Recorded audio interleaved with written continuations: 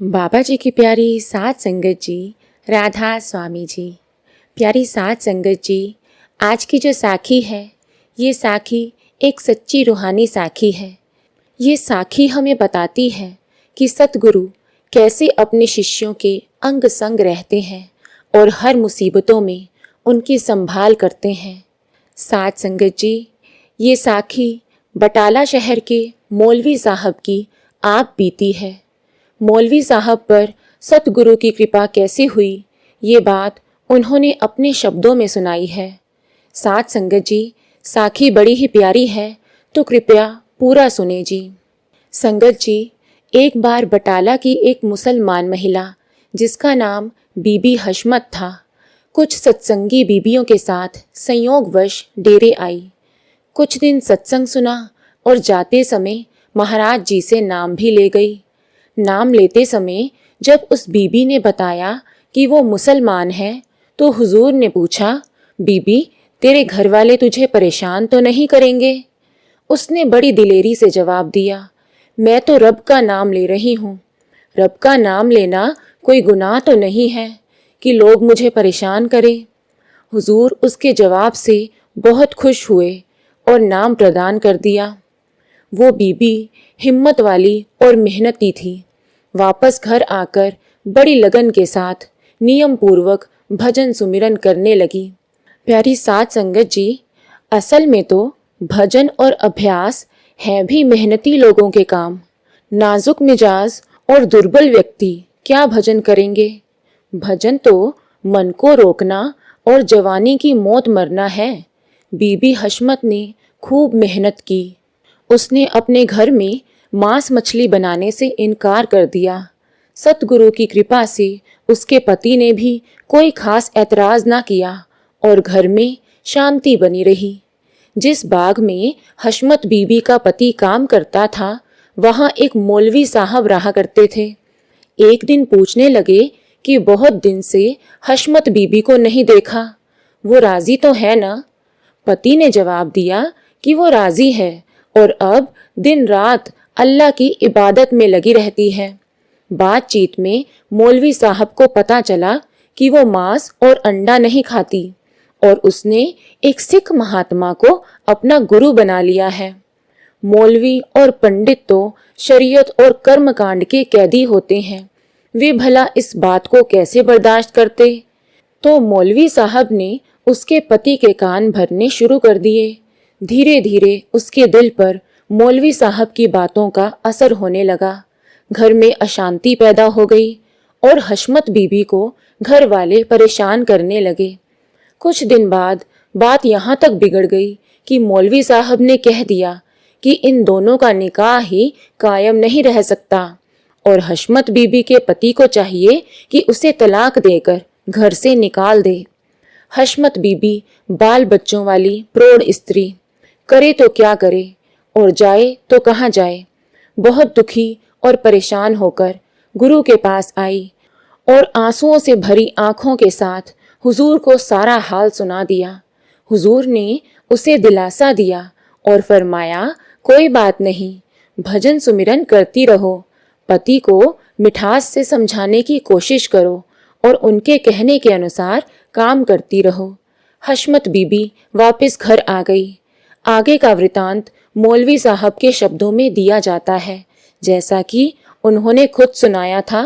मैं रात की नमाज के बाद अपनी कोठरी का दरवाज़ा बंद करके और रोशनी गुल करके नफल पढ़ने लगा। मैंने अभी नफल शुरू ही की थी कि कोठरी में एकाएक बिजली जैसी तेज रोशनी हो गई और उसमें से एक शख्स निकला जिसकी सफ़ेद दाढ़ी थी, कद लंबा था और सफ़ेद लिबास पहने था। उसका जमाल और जलाल ऐसा था कि उस पर निगाह ना ठहरती थी। उसको देखकर मैं घबरा गया और कलमा, नमाज वगैरह सब भूल गया।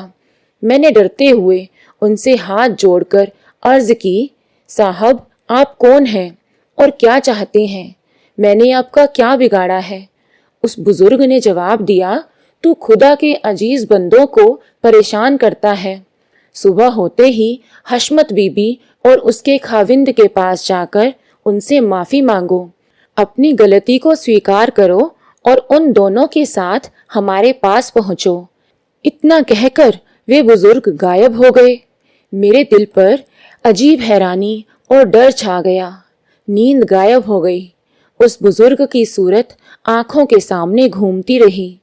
दूसरे दिन सुबह मैं रात के वाकयात के बारे में सोच ही रहा था कि सामने से हशमत बीबी और उसका खाविंद आते हुए नजर आए। उन्हें देखकर मेरे जिस्म में कपकपी सी आ गई। उनके हाथों में गठरी और कुछ सामान था। ऐसा मालूम होता था कि कहीं सफर पर जा रहे हैं। उनके नजदीक आने पर मैं कुछ बोलता कि उसके पहले ही वे बोल उठे, मुर्शिद के दरबार में हाजिर होने का हुक्म हुआ है, आपका क्या ख्याल है? मैंने फौरन कहा, मैं भी आपके साथ चलूंगा।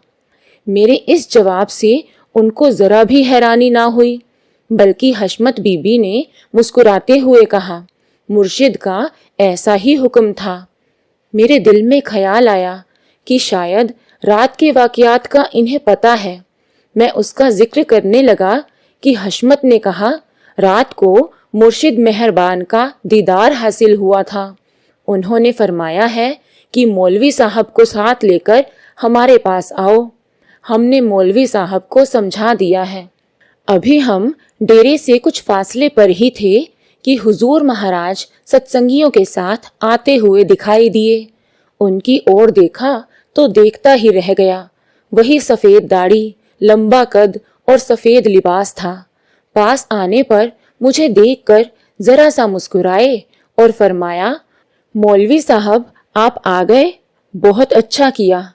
हशमत बीबी और उसके खाविंद ने महाराज जी के सामने सजदा किया, लेकिन महाराज जी ने पैर पीछे हटा लिए।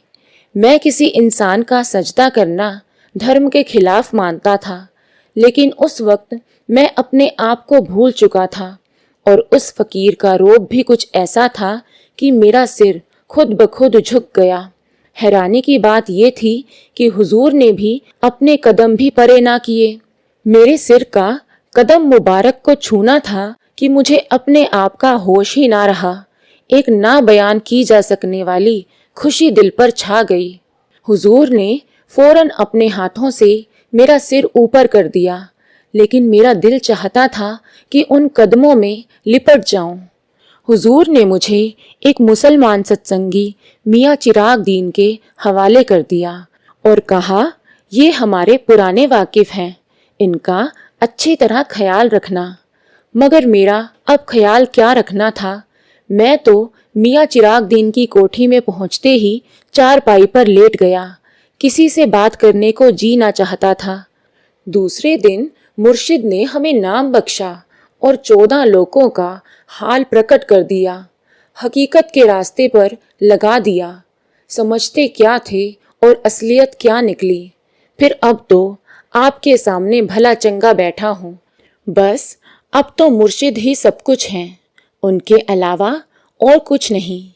तो प्यारी साध संगत जी, इसके साथ ही हम आपसे इजाज़त लेते हैं। अगर आपको रूहानी साखियाँ सुनना अच्छा लगता है तो कृपया हमारे चैनल को सब्सक्राइब करें जी। राधा स्वामी जी।